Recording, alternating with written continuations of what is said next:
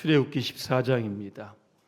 10절에서 14절까지 말씀입니다. 우리 10절 말씀부터 함께 합독하시겠습니다.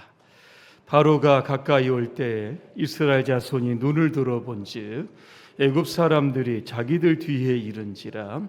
이스라엘 자손이 심히 두려워하여 여호와께 부르짖고 그들이 또 모세에게 이르되 애굽에 매장지가 없어서 당신이 우리를 이끌어내어 이 광야에서 죽게 하느냐? 어찌하여 당신이 우리를 애굽에서 이끌어내어 우리에게 이같이 하느냐? 우리가 애굽에서 당신에게 이른 말이 이것이 아니냐? 이르기를 우리를 내버려 두라. 우리가 애굽 사람을 섬길 것이라 하지 아니하더냐? 애굽 사람을 섬기는 것이 광야에서 죽는 것보다 낫겠노라. 모세가 백성에게 이르되 너희는 두려워하지 말고 가만히 서서 여호와께서 오늘 너희를 위하여 행하시는 구원을 보라. 너희가 오늘 본 애굽 사람을 영원히 다시 보지 아니하리라. 여호와께서 너희를 위하여 싸우시리니 너희는 가만히 있을지니라. 아멘. 인생의 홍해 앞에서라는 주제로 말씀드리겠습니다. 할렐루야. 아멘. 몇 분과 인사하겠습니다. 홍해의 기적을 경험합시다. 미국 대선이 언제인지 아십니까? 관심 없으시죠? 올해 11월 5일이 대선 예정일입니다. 제47대 대통령을 선출하게 됩니다. 지금의 존 바이든 재선할 것인지 아니면 45대 대통령이었던 도널드 트럼프가 다시 집권할 것인지 많은 관심이 보여지고 있습니다. 제가 금요일 날 국민일보에 보니까 이 대선과 관련해서 이런 기사가 있습니다. 다른 건 다 삭제를 하고 바이든 사면 초과 이렇게 되어 있습니다. 민주당 지도부가 일제히 바이든 대통령에게 중도 하차를 요구하고 있다라고 하는 겁니다. 설상가상으로 존 바이든은 코로나의 두 번째 감염이 돼서 델라웨이라고 하는 그러한 사택에 머물고 있습니다. 바이든이 재선을 할지 아니면 유세 중에 피격을 당해서 이 귀에다가 붕대를 감고 다니는 트럼프가 될지 귀추가 주목되고 있습니다.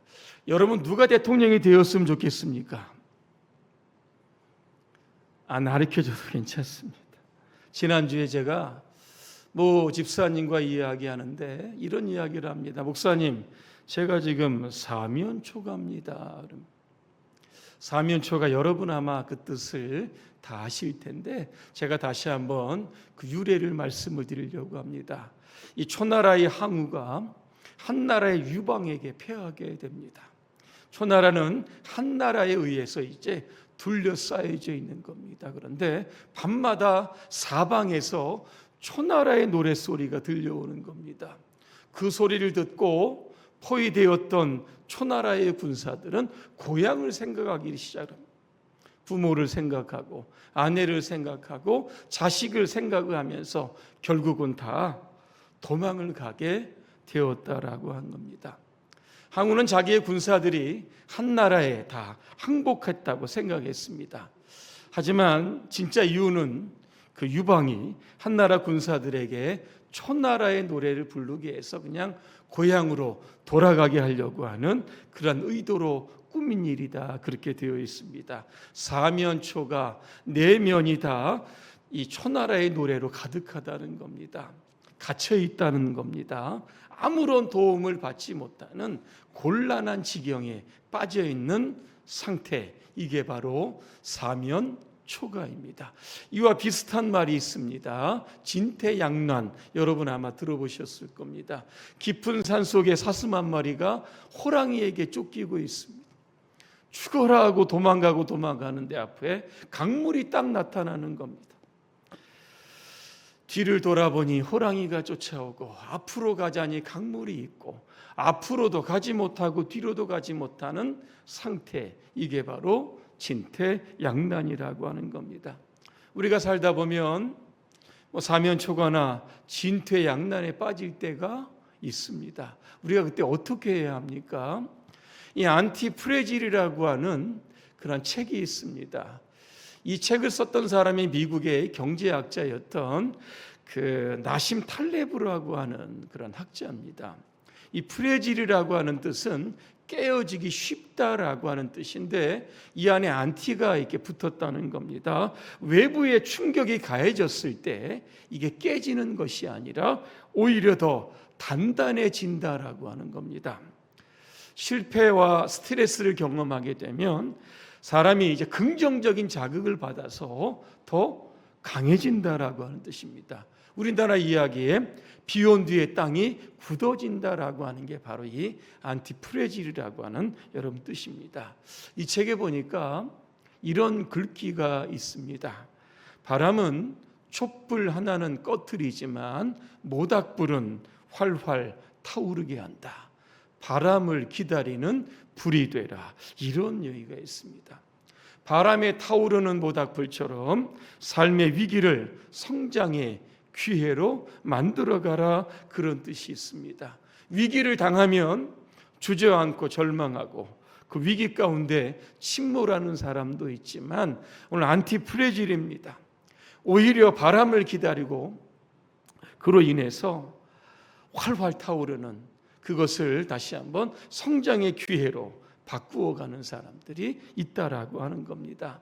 돌은 같은 돌인데 똑같은 돌에 넘어지는 사람이 있고 어떤 사람은 그 돌을 밟고 지나가는 사람들이 있다는 겁니다. 오늘 이스라엘 백성 모세 위기를 당합니다. 그야말로 사면초가이면서 진퇴양난의 위기라고 하는 겁니다. 430년의 애굽에서 여러분 해방됐을 때 이스라엘 백성들이 얼마나 기뻐했는지 여러분 한번 상상해 보시기를 바랍니다. 이제는 노예가 아니라 자유인 하나님의 백성으로 가나안 땅을 향해서 지금 출발하게 되었던 겁니다. 이스라엘 백성들이 숲곳에서 출발을 해서 에담의 장막을 딱 치게 됩니다. 그때 성경에 보니까 하나님께서 에담에서부터 낮에는 구름 기둥과 밤에는 불 기둥으로 이스라엘 백성들을 인도하셨다, 그렇게 나옵니다. 여러분 에담이 어디 있는지 아십니까? 출애굽기 13장 20절과 21절에 보니까 광야 끝에 있다, 이렇게 되어 있습니다. 우리는 여기서 이런 질문을 합니다. 왜 하나님은 광야 끝 저 홍해 이쪽으로 인도하셨을까? 저 북쪽으로 가면 블레셋 길이 있는데 해변도로 아니겠습니까? 잘 닦아놓은 길입니다. 편하게 갈 수 있는 길이고 한 10일 정도면 가나안에 도착할 수 있는 길임에도 불구하고 왜 광야 끝으로 이스라엘 백성들을 돌리시고 계시는구나라고 하는 겁니다. 여러분 그 이유가 출애굽기 13장 17절에 나옵니다. 혹시나 이스라엘 백성들이 이 블레셋 길로 가다가 블레셋과 전쟁을 하게 되면 결국에는 애굽으로 돌아가자, 이런 말이 나올까 봐 하나님께서 미리미리 그 길을 가깝지만 인도하시지 않고 광야 쪽으로 돌아가는 굉장히 험한 길로 인도하시게 됐다는 겁니다. 하나님의 생각과 우리의 생각은 너무나 다를 때가 있습니다. 우리는 좀 쉽게 가고 싶은데 하나님께서는 우회하는 길로 인도하실 때가 있다는 겁니다. 그럼에도 불구하고 하나님은 저와 여러분들을 구름 기둥과 불 기둥으로 인도하고 계시다라고 하는 사실입니다. 출애굽기 14장 2절에 보니까 에담에서 출발을 합니다. 어디에 장막을 치겠나 이렇게 보니까 비아 히롯이라고 하는 곳에 장막을 쳤는데 이게 홍해 바닷가 앞에 장막을 쳤다라고 하는 겁니다. 이곳은 사방이 막힌 곳입니다. 양쪽은 고원지대이기 때문에 그 절벽에 있는 곳입니다. 뒤에는 만약에 애굽의 군사들이 만약에 추격해 온다고 하면 도망갈 곳이 없는 꽉 갇힌 장소가 바로 비라 히롯이라고 하는 겁니다. 애굽의 이스라엘 백성들이 비라 히롯에 장막을 쳤다라고 하는 소식을 듣고 쾌재를 부릅니다. 너희들이 이제 갇혔구나. 도망칠 데가 없다. 이렇게 생각을 합니다. 그러면서 군대를 소집을 합니다. 애굽의 모든 병거를 모으고 지휘관들을 통해서 이스라엘 백성들을 추격하게 되었던 겁니다. 드디어 염려가 현실이 된 겁니다. 진퇴양난의 위기에 빠졌던 겁니다. 사람들이 위기에 빠지면 가장 첫 번째 나타나는 증상이 뭡니까? 두려움이 찾아오기를 시작을 하는 겁니다. 그리고 또 나타나는 증상이 뭐냐면 원망을 하기를 시작을 합니다. 그냥 애굽에 있을 걸, 여기 있다가 지금 다 죽게 생겼다고 원망을 하기 시작합니다. 하나님을 원망하죠. 구체 누구를 원망합니까? 오늘 모세를 원망하기를 시작합니다. 애굽에 묘자리가 없어서 우리를 광야로 이끌어내어서 여기에서 죽게 만드느냐고 모세를 원망하는 겁니다. 사람이 힘들면 이렇게 두려움에 빠지고 원망하고 비난할 대상을 여러분 찾게 되는 겁니다. 요즘 경기 침체로 인해서 되는 장사가 없다 이렇게 이야기를 합니다. 서민 경제가 많이 어렵다라고 하는 겁니다. 장사는 잘 안 되죠.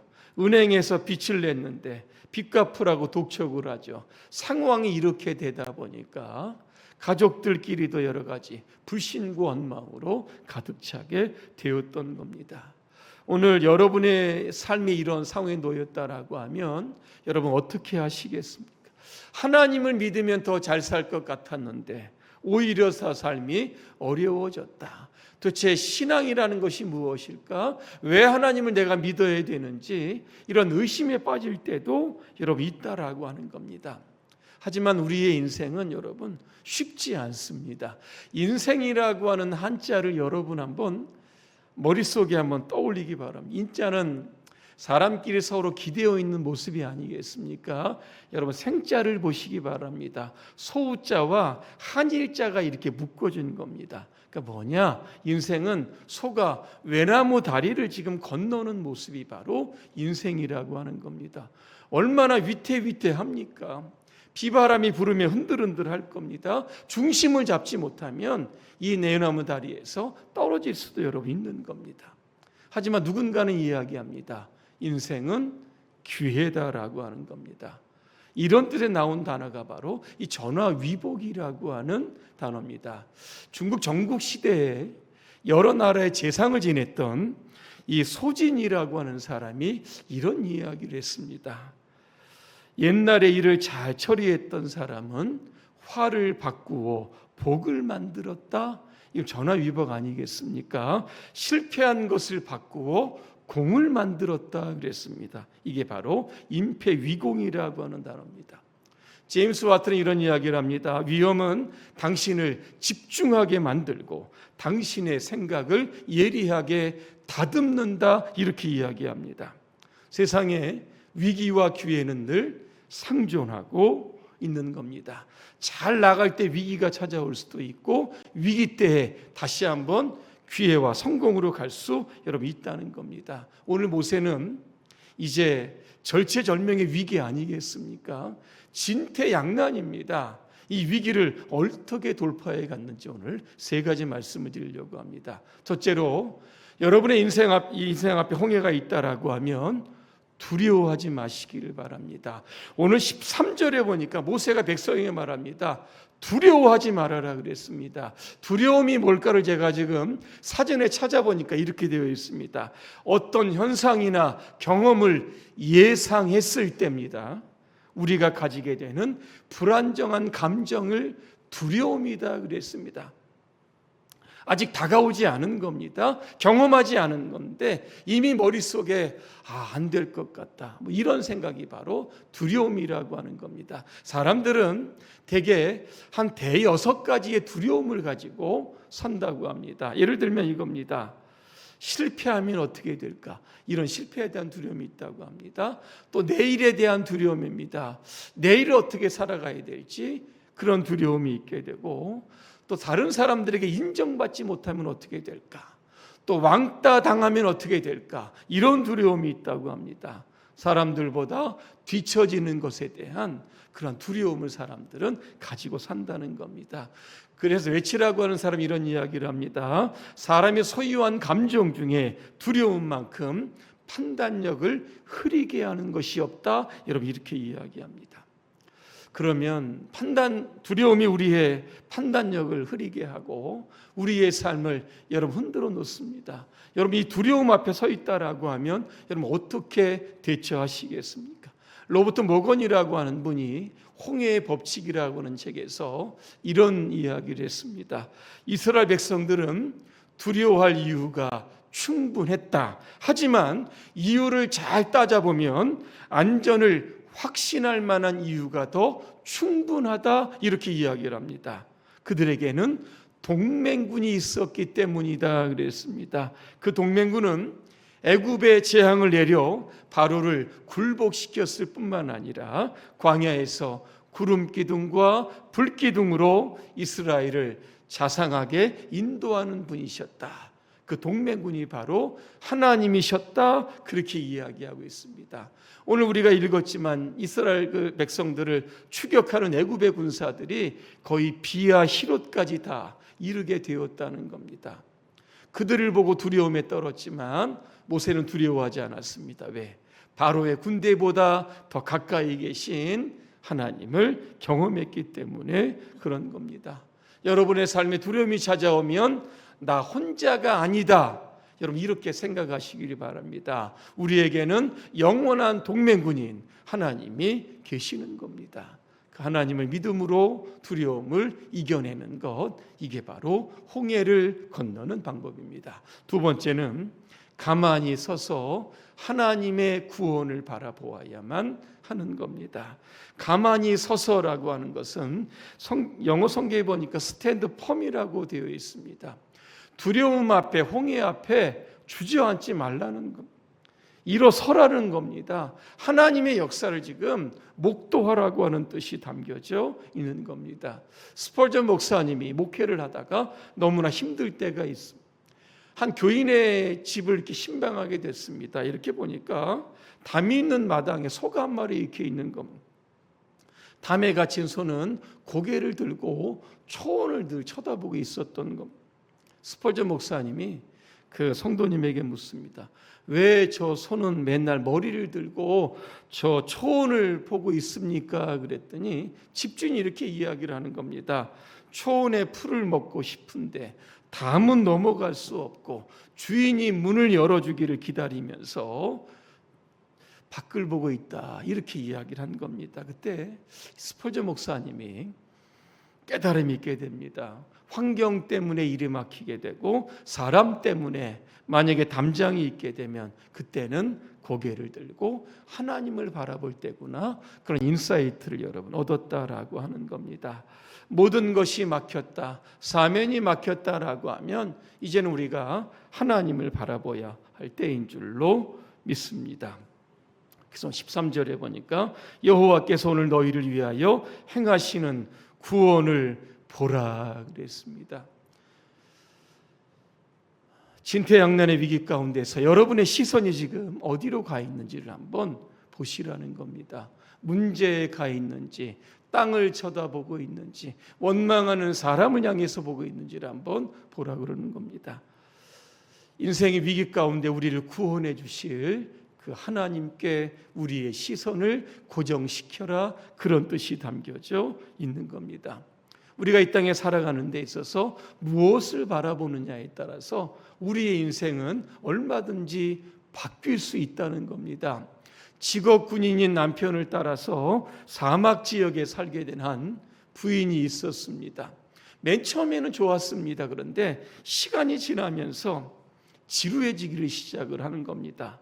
또 일반인들의 출입이 금지된 군사 지역이기 때문에 사람들과의 만날 그러한 교류도 여러분 없었던, 그러다 보니까 하루하루가 너무나 힘들었던 겁니다. 그러면서 편지 한 장을 씁니다. 친정 엄마에게 쓰는 겁니다. 사막에 사는 것이 너무 힘듭니다. 빨리 지금 집으로 갔으면 좋겠다. 며칠 후에 이 친정 엄마가 이 편지를 딸에게 보내게 됩니다. 편지에 이런 내용이 있습니다. 사랑하는 딸아, 엄마가 이야기를 할 테니까 잘 좀 들어보라고 했습니다. 옛날에 두 사람이 죄를 지었고 감옥에 갇혔는데 어느 날 밤에 두 죄수는 별빛이 흘러나오는 철장을 바라보고 있었다. 한 죄수는 자신을 가두고 있는 쇠 창살을 바라보고 있었고, 또 한 명의 죄사는 그 창밖 하늘에서 유난히 빛나는 별을 바라보고 있었다 그랬습니다.